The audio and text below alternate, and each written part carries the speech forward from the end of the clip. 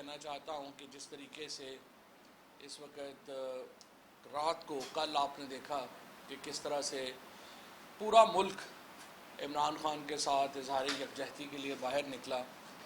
گوجرانوالہ میں جو جلسہ ہوا ہے، اتنا بڑا جلسہ گوجرانوالہ کی تاریخ میں کبھی اس سے پہلے نہیں ہوا. اس سے پہلے بھی ویسے جو سب سے بڑا جلسہ تھا وہ بھی تحریک انصاف کا جلسہ تھا، جو پچھلا جلسہ تھا، لیکن کل کے جلسے نے اس کا ریکارڈ بھی جو ہے وہ توڑ دیا.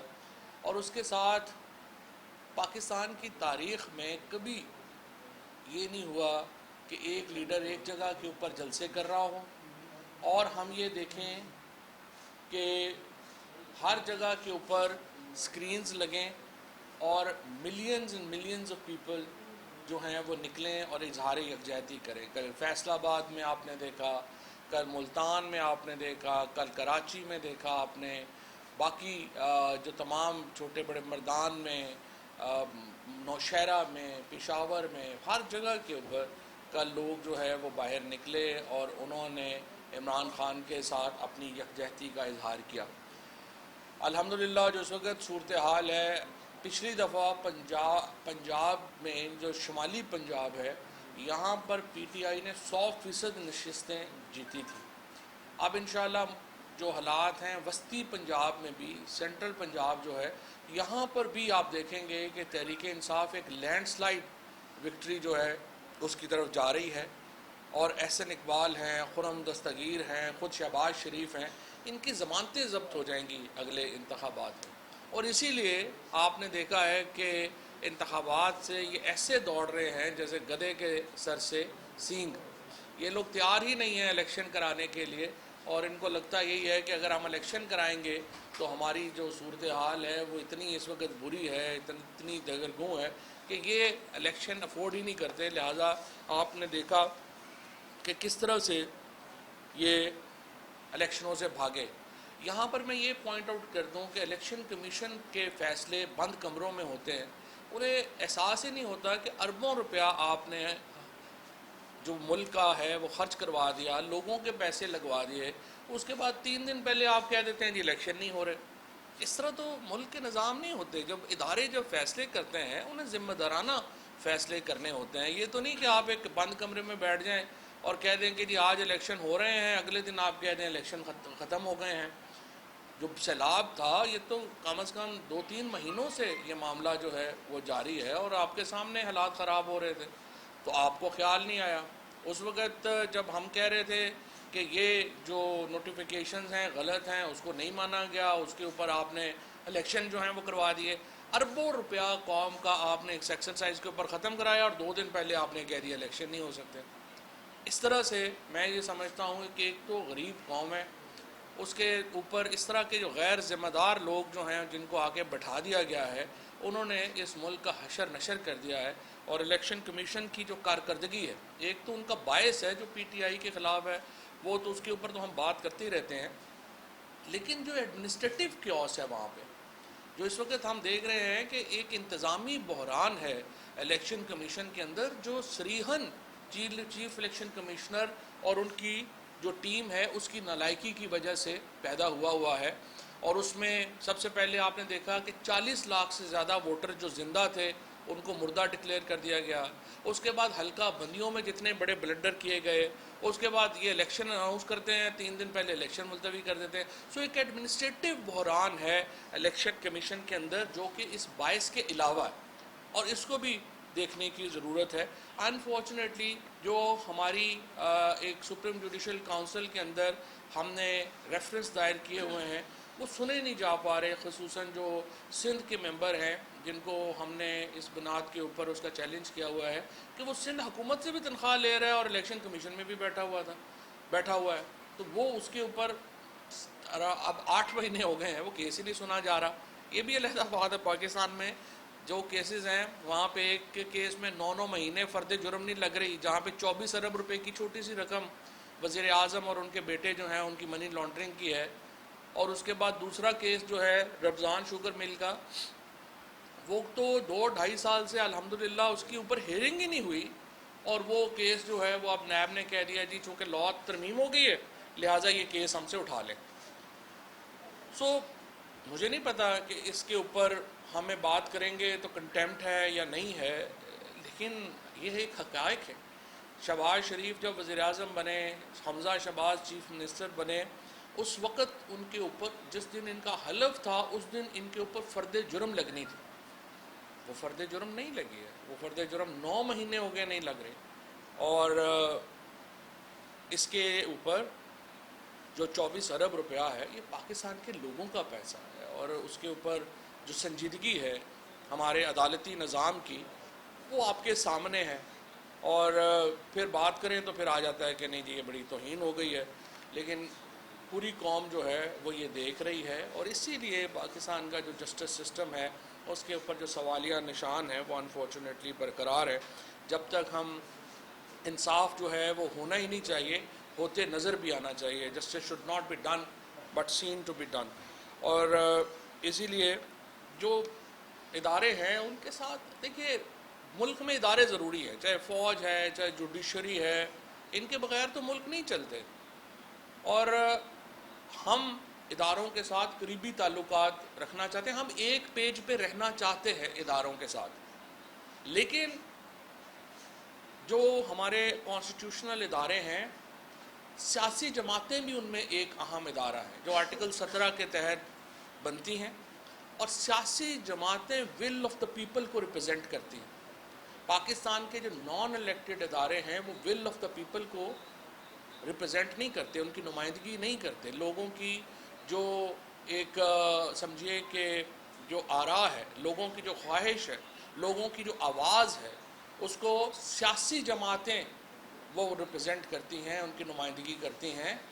نان الیکٹڈ ادارے لوگوں کی نمائندگی نہیں کرتے، لہٰذا جہاں پہ ہم نان الیکٹڈ اداروں کا عزت اور احترام ہے اور انہیں ایک پیج کے اوپر ہونا چاہیے، وہیں پر جو غیر منتخب ادارے ہیں ان کو سیاسی جماعتوں کو اور سیاسی لیڈرشپ کا رول کا بھی احترام کرنا چاہیے، اور بند کمروں میں بیٹھ کے سیاسی جماعتوں کے اور سیاسی لیڈرشپ کے جو قد ہیں ان کو اوپر نیچے کرنے کی سوچ جو ہے وہ نہیں ہونی چاہیے، کیونکہ اس طرح سے توازن بگڑ جاتا ہے۔ اور جب ملک کا توازن بگڑ جائے تو ہم نے دیکھا ہے دنیا میں یہ ہو نہیں سکتا کہ اداروں کی آپس میں جب ایک پیج پہ نہیں ہوں، ادارے ایک طرح کی پالیسیز جو ہیں وہ نہیں کریں گے، وہ ملک نہیں چل سکتا۔ لہٰذا یہ بات بڑی اہم ہے پاکستان کے اندر کہ ایک ادارہ جاتی توازن برقرار رہے، جہاں پہ ادارے جو ہیں وہ سیاسی جماعتوں کا، سیاسی لیڈرشپ کے مینڈیٹ کا احترام کریں، وہیں پہ سیاسی جماعتیں اور سیاسی لیڈرشپ اداروں کے کردار کا احترام کرے، اور یہ جب ہوگا تو پاکستان میں یہ توازن برقرار رہ پائے گا اور ہم آگے چل پائیں گے۔ ادروائز پھر پاکستان کے اندر جو ہے وہ سیاسی صورتحال کبھی بھی درست جو ہے وہ نہیں رہے گی۔ ہماری جو گزارش ہے وہ صرف اتنی سی ہے کہ حتمی فیصلے جو ہیں وہ بند کمروں میں نہیں ہونے چاہیے، وہ پاکستان کے عوام کو کرنے دیں۔ پاکستان کے عوام جو ہیں وہ فیصلے کریں گے تو پاکستان کی جو بھلائی ہے وہ ہوگی۔ بند کمروں میں ہونے والے فیصلے جو ہیں ان کا نہ تو ان کی کوئی لائف ہوتی ہے نہ ان کی کوالٹی ہوتی ہے، لہٰذا یہ پاکستان کے عوام کو فیصلے جو ہیں وہ کرنے چاہیے۔ ان 4 مہینوں میں جو کہ جو ایک سازش کے نتیجے میں جس طریقے سے ایک منتخب حکومت کو ہٹایا گیا، آپ دیکھیے اس کے بعد حالات کیا ہو گئے ہیں۔ اس کے بعد پاکستان کی معیشت کی کمر ٹوٹ گئی ہے۔ آج پاکستان کے عوام جب بجلی کے بل دیتے ہیں تو مجھے احساس ہے، مفتاح اسماعیل صاحب جو ہیں انہوں نے کل پریس کانفرنس کی، لیکن پورے 14 کروڑ جو ہمارے 22 کروڑ لوگ ہیں ان کو وہ کئی مہینوں سے رلا رہے ہیں۔ 22 کروڑ لوگوں کو اتنے مہینوں سے رلا رہے ہیں، اور اس کے بعد ہم نے دیکھا کہ ان کی آنکھوں میں بھی آنسو آ گئے، لیکن یہ آنسو تو آپ ہی کے دیے ہوئے ہیں۔ آج تک ہمارے فائنانس منسٹر نے، ہمارے پرائم منسٹر نے، اس کابینہ نے ایک بھی کو مجھے ایسی پریس کانفرنس بتا دیں جس میں انہوں نے اپنا کوئی پروگرام دیا ہو، اپنا کوئی ایجنڈا دیا ہو جس سے کوئی لوگوں کی زندگیاں بہتر ہو سکیں۔ ہمیں آ کے بتاتے ہیں کہ جناب اگر ہم IMF سے نہ ڈیل کرتے تو ملک ڈیفالٹ ہو جاتا، لیکن جب ملک آپ کے حوالے ہوا تھا اس وقت تو یہ ملک 6% کے اوپر گرو کر رہا تھا۔ اس وقت تو یہاں پہ ہمارے ہاں آٹا جو تھا وہ 55 روپے کا مل رہا تھا، کراچی میں آج آٹا 104 روپے کے اوپر ہے۔ جب ہم نے جو حکومت عمران خان سے جب آپ نے لی تھی، عالمی منڈی میں تیل جو تھا وہ $105 اب بیرل کے اوپر تھا، آج $83 اب بیرل کے اوپر ہے، اور قیمت آپ دیکھ لیں، آپ نے $80 قیمت جو ہے وہ بڑھا دی۔ آج جو خوردنی تیل ہے اس وقت جو انٹرنیشنل مارکیٹ میں وہ $1700 کے اوپر تھا جب پی ٹی آئی کی حکومت تھی، آج خوردنی تیل کی عالمی قیمت $800 ہے، لیکن یہاں پہ تیل کی قیمتوں میں، جو ہمارے گھی کی قیمتوں میں $100 بھی کمی نہیں ہوئی، $1 بھی کسی آپ نے لوگوں کو جو ہے وہ ٹرانسفر نہیں کیا۔ اسی طریقے سے جو بجلی کی ہماری قیمت ہے، جب ہم نے پی ٹی آئی نے حکومت چھوڑی تھی تو وہ 16 اور 18 روپے کے درمیان جو تھی وہ فلکچویٹ کر رہی تھی پر یونٹ، اس وقت $36 سے بھی زیادہ ہو گئی ہے۔ تو مجھے آپ بتائیے کہ اس حکومت کے پاس کوئی ایجنڈا نہیں ہے، کوئی فیصلے نہیں کر سکتے۔ آج دیکھیے مثلا پورے ملک میں مثلا پیناڈول ہی نہیں مل رہی۔ پیناڈول کیوں نہیں مل رہی؟ اس لیے نہیں مل رہی کہ حکومت جو وفاقی کابینہ نے جو قیمت طے کرنی تھی پیناڈول کی وہ کر ہی نہیں پا رہے، لہٰذا اس کی وجہ سے پورے ملک میں دوائی کی پیناڈول جیسی دوائی کی قلت ہو گئی ہے۔ باقی جو دوائیاں ہیں ان کی ایک لمبی فہرست ہے جو بننا بند ہو گئی ہیں پاکستان کے اندر۔ یہ جو مہینے ہیں، جو پچھلے 4-5 مہینے ہیں، ان میں آپ نے یہ دیکھا ہوگا کہ پاکستان کے اندر کوئی نیا پروجیکٹ جو ہے، لارج سکیل مینوفیکچرنگ کو تو بھول ہی جائیں، ریئل اسٹیٹ کا بھی کوئی نیا پروجیکٹ پاکستان میں نہیں آیا۔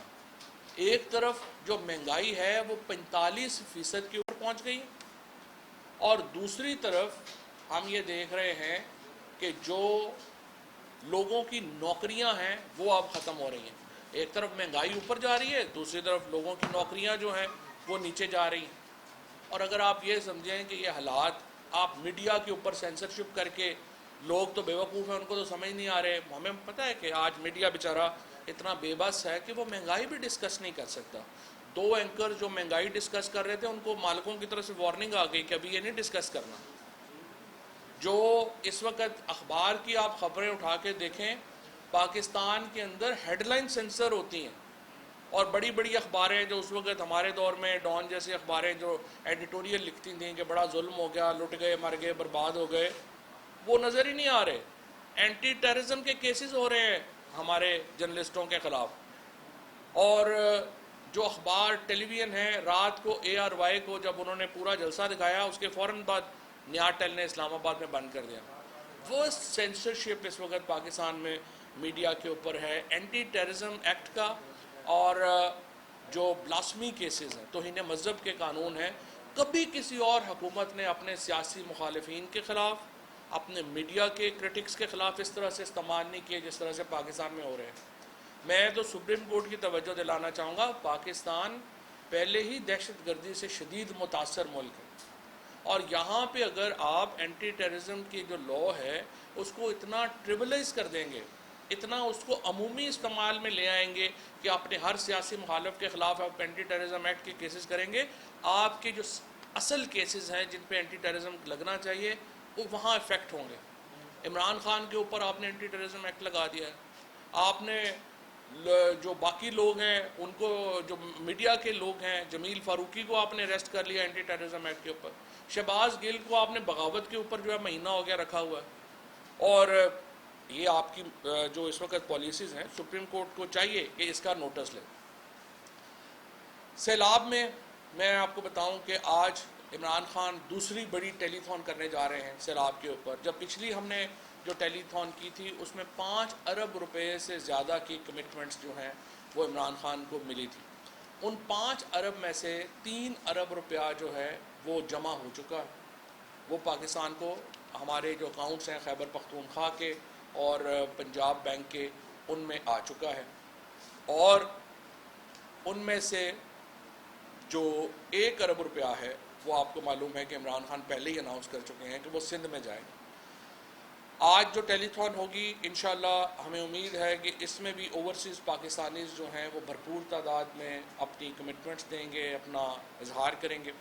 آج ایک میٹنگ بھی ہے ابھی شام کو، جہاں پہ ہم اس کو دیکھ رہے ہیں ڈاکٹر ثانیہ نشتر جو ہیں وہ اس کی سربراہی کر رہی ہیں کمیٹی کی، جو یہ دیکھ رہی ہیں کہ ہم نے یہ پیسہ خرچ کیسے کرنا ہے، اس کو جو بیسٹ یوٹیلائزیشن جو ہے پیسے کی وہ کیسے ہوگی۔ اور میں آپ کو یہاں پہ یہ بھی بتا دوں کہ عمران خان کی جو ٹیلی تھون ہے یا جو پیسے جمع ہوئے ہیں، یہ حکومت اس کے عشر اشیر بھی پیسہ جو ہے وہ جمع نہیں کر سکی۔ کسی اوورسیز پاکستانی نے، کسی پرائیویٹ نے 1 روپیہ بھی شہباز شریف اور حکومت کے فنڈ میں نہیں ڈالا۔ اس سے آپ اندازہ لگا سکتے ہیں کہ اس حکومت کے اوپر عدم اعتماد کتنا بڑا ہے۔ اس سے آپ اندازہ لگا لیں کہ اوورسیز پاکستانیز جو ہیں وہ اس حکومت کے کریکٹر کے بارے میں کیا سوچتے ہیں، کہ اس حکومت کو جو انہوں نے اپنے اکاؤنٹس کھولے ان میں ایک بھی پرائیویٹ فنڈنگ جو ہے وہ اس طرح سے نہیں آئی، جو سوائے زبردستی کی جو فنڈنگ ہوتی ہے کہ فلانے تنخواہیں کاٹ لیں، یہ کر لیں، وہ کر لیں، کوئی پرائیویٹ فنڈنگ جو ہے وہ اس حکومت کو نہیں ملی۔ اور ہمارے جو دوست ممالک ہیں، آپ اندازہ لگائیے کہ ہم اس وقت کتنی بڑی تنہائی کا شکار ہیں کہ پاکستان کو جب زلزلہ آیا تھا اور جب پرویز مشرف پاکستان میں سربراہ تھے اور پھر 2010 میں سیلاب آیا تھا، بہت بڑی تعداد میں ہمیں ہمارے جو دوست ممالک ہیں وہ آگے بڑھے اور انہوں نے ہماری مدد کی۔ سعودی عربیہ نے، UAE نے، اوورسیز پاکستانیز نے، ایون جو ویسٹرن ممالک ہیں انہوں نے، پھر ایک فرینڈز آف پاکستان 2010 میں لانچ کیا گیا، ان تمام نے بڑھ کے آگے پاکستان کا ہاتھ پکڑا اور ہم اس مشکلات سے نکلے۔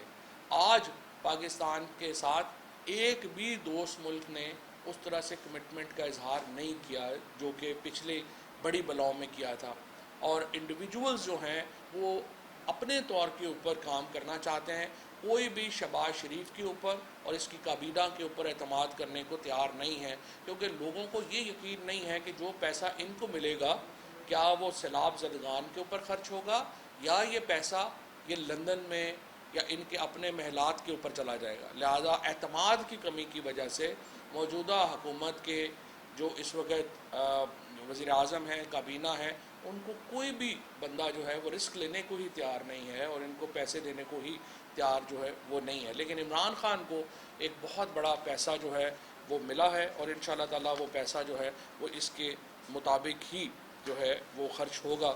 اور میں یہاں پہ یہ بھی بتا دوں کہ جو اس ساری ایفرٹ کو ہم ٹرانسپیرنٹ رکھ رہے ہیں، ایک ایک روپیہ جو ہے جو پاکستان میں عوام نے عمران خان کو دیا ہے، جس ٹیلی تھون کو دیا ہے، وہ آپ کے سامنے آئے گا۔ اور یہاں پہ یہ بات بھی ذرا آپ دیکھ لیجئے کہ سیلاب پنجاب میں اور خیبر پختونخوا میں بھی ہٹ کیا تھا، لیکن آج جو تباہی ہے اس میں آپ دیکھ لیں کہ پنجاب اور خیبر پختونخوا کی حکومتوں نے کتنے احسن طریقے سے اس سارے معاملے کو ڈیل کیا۔ کوئی آپ کو وہاں پہ اس طرح کے مناظر نہیں ملتے جو سندھ میں اور بلوچستان میں مل رہے ہیں۔ اس کی وجہ کیا ہے؟ اس کی وجہ یہ ہے کہ پنجاب میں ایک تو عمران خان وہ واحد لیڈر تھے جو ماحول کی بات کرتے ہیں۔ سیلاب کیوں ہے؟ سیلاب کی 3 بڑی وجوہات ہیں۔ کلائمیٹ چینج ہے جس کی وجہ سے آپ کو یہ سیلاب کا سامنا کرنا پڑ رہا ہے، آپ کا ڈرین نہیں ہے، یعنی پانی آتا ہے اس کو نکالنے کے ذرائع نہیں ہیں، اور آپ نے ڈیمز نہیں بنائے۔ 140 MMF پانی پاکستان میں ہر سال آتا ہے، ہم نے صرف 13 MMF سٹور کرنے کا انتظام کیا ہوا ہے۔ یہ 1970 کے بعد جب تربیلا بنا، پہلا لیڈر عمران خان تھا جس نے 10 ڈیمز پاکستان میں شروع کیا، جس نے 10 بلین ٹری سونامی پاکستان کے اندر شروع کی، جس نے لوگوں کو شعور دیا کہ درخت لگانے کیوں ضروری ہیں۔ اس سے پہلے تو پاکستان میں پولیٹیکل ایرینا میں تو کبھی کسی نے یہ بات ہی نہیں کی۔ جو آج KP کا جو سٹرکچر ہے، پنجاب کا جو سٹرکچر ہے، وہ جو PTI کی حکومتیں تھیں ان کی وجہ سے بہت بہتر تھا، اور وہاں پہ سیلاب کی تباہ کاریاں کم ہوئی ہیں، مینجمنٹ بہت بہتر تھی، سیلاب سے نمٹنا آسان تھا۔ جبکہ سندھ میں جو پہ 14 سال سے پیپلز پارٹی کی حکومت ہے، ایک تباہی پھر گئی ہے، کیونکہ جتنا پیسہ ڈیموں کے نام کے اوپر، بندوں کے نام کے اوپر، ڈرین کے نام کے اوپر سندھ میں گیا، وہ کرپشن میں گیا۔ اور بلوچستان کے تو آپ نے دیکھ ہی لیا ہے، کنٹریکٹرز ایسوسی ایشن کے جو سیکٹری ہیں انہوں نے کہا کہ 50% پیسہ بلوچستان میں جو ڈیموں، چھوٹے ڈیموں میں اور بندوں میں جاتا ہے، وہ کرپشن میں ہمیں دینا پڑتا ہے کانٹریکٹرز کو، تو وہاں پہ کیا بننا ہے؟ جب تک بلوچستان اور سندھ کی حکومتوں میں ہم سیاسی تبدیلی نہیں لے کے آ سکتے، جب تک ہم PTI جیسی ایک ایسی جماعت جو ایک ملک گیر جماعت ہے، اور جس کی سوچ مختلف ہے وہ ہم ان صوبوں میں نہیں لا سکتے، تو الٹیمیٹلی جو ہے وہ حکومتوں نے ڈیلیور کرنا ہوتا ہے وہ ڈیلیور نہیں کر پائیں گے. لیکن انشاءاللہ مجھے امید ہے کہ آج کی ٹیلی تھون میں بھی جو اوورسیز پاکستانیز ہیں وہ بھرپور حصہ لیں گے. شکریہ. الیکشن ملتوی کیے گئے ہیں یا جو تاریخ ہے ان میں کیے گئے ہیں، لیکن جہاں تک سیلاب کی بات ہے تو ان دو حلقوں میں سیلاب میں توقع نہیں کی، تو کیا آپ اس فیصلے کو چیلنج کریں گے؟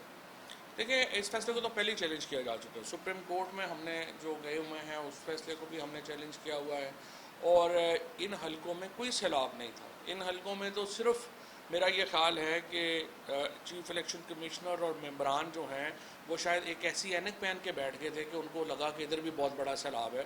جس طرح وہ ویڈیو گیم کھیلتے ہیں نا جس میں آ جاتا ہے کہ جو آپ مرضی امیجن کر لیتے ہیں، اس طرح کی اینک لگائی ہوئی ہے آج کل الیکشن کمیشن نے، تو ان کا جو دل کرتا ہے وہ اس میں دیکھ لیتے ہیں. ادروائز ان حلقوں میں نہ سیلاب تھا، اور اگر سیلاب تھا تو یہ تو بالکل مذاق ہے. یہ تو ریکوری ہونی چاہیے ان لوگوں سے جنہوں نے کروڑوں روپیہ پاکستان کا وہاں پہ خرچ کر دیا اور اینڈ کے اوپر الیکشن ملتوی کر دی. چوہدری صاحب، کیا 2 ہائی کورٹ سے زیادہ کیمرہ طاقتور ہو گیا ہے؟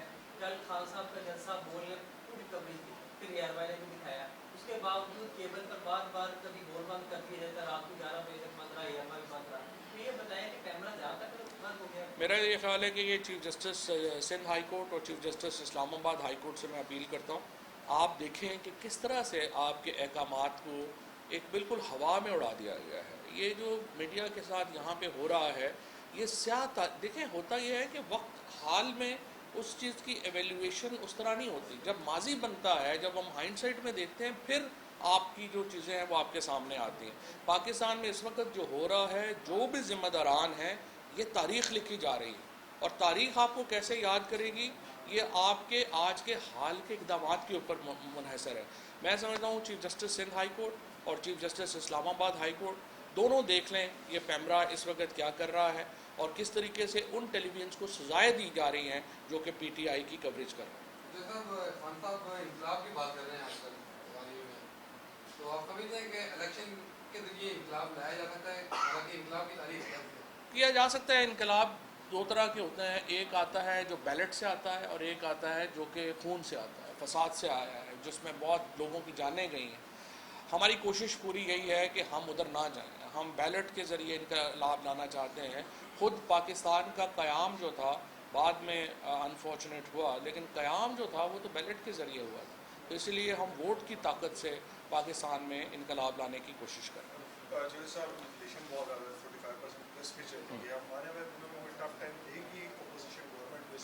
آج ہم نے اپنے تمام جو ضلعی صدور ہیں ان کو یہ لکھ دیا ہے کہ آپ تیاری کر لیں، اور اگلے ہفتے سے ہم مہنگائی کے خلاف ایک بہت بڑی تحریک کا آغاز جو ہے وہ کرنے جا رہے ہیں. اور مجھے امید یہی ہے کہ یہ جو تحریک شروع ہوگی یہ پھر ہم اس کو ایک بڑی جو پولیٹیکل موومنٹ ہے اسی میں ہی ہم کنورٹ کریں. نواز شریف صاحب واپس آ رہے ہیں، بتایا جا رہا ہے کہ پنجاب میں تحریک عدم اعتماد لائی جا رہی ہے، اور آپ کے جو 20 یا 21 جو ایم پی ایز ہیں وہ یا تو غیر حاضر رہیں گے یا اس میں جائیں گے، تو تیاری کیسی ہے آپ؟ لیکن پہلی بات تو یہ ہے کہ نواز شریف کا تو مجھے نہیں لگتا وہ واپس آئیں، کیونکہ نواز شریف جو ہیں وہ عدالتوں کو اسکیپ کرنا چاہتے ہیں، عدالتوں سے بچ کے پاکستان آنا چاہتے ہیں. پاکستان کا اس وقت جو قانون ہے اس میں 2/3 اکثریت چاہیے نواز شریف کو واپس سیاست میں اہل کرنے کے لیے. اس کے علاوہ کوئی اور راستہ نہیں ہے، اور ان کو آ کے جیل جانا پڑے گا اور کیس لڑنا پڑے گا. اور مجھے نہیں لگتا نواز شریف جو ہیں وہ آئیں گے، حالانکہ ہم چاہتے ہیں کہ وہ آئیں اور اپنا کیس جو ہے وہ فیس کریں. جہاں تک اس بات کا تعلق ہے کہ پاکستان کے اندر جو یہ تحریک لا سکتے ہیں، میرا یہ خیال ہے کہ چودھری پرویز الہی بھی تگڑے آدمی ہیں، اور یہ پنجاب میں جو تحریک کی باتیں ہو رہی ہیں یہ نہ ہو کہ الٹیمیٹلی نون لیگ کے 20-21 بندے ٹوٹ جائیں.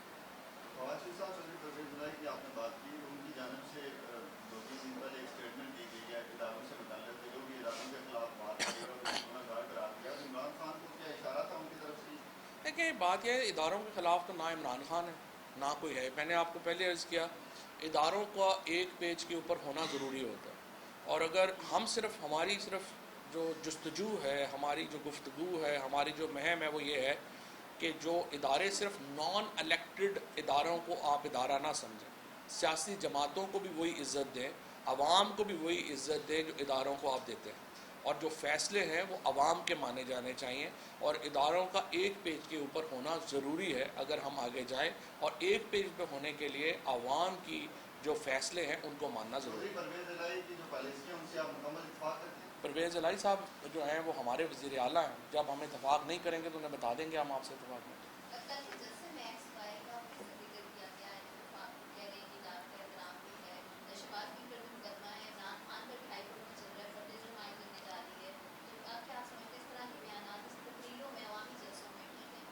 دیکھیں بات یہ ہے کہ جب پی ٹی آئی کے اوپر اتنی بڑی سینسرشپ ہے، کیا وہ ٹھیک ہے؟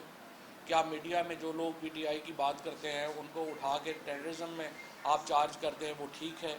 کیا جو اس وقت شہباز گل کے ساتھ ہوا، جس قسم کا تشدد ہوا، کیا وہ ٹھیک ہے؟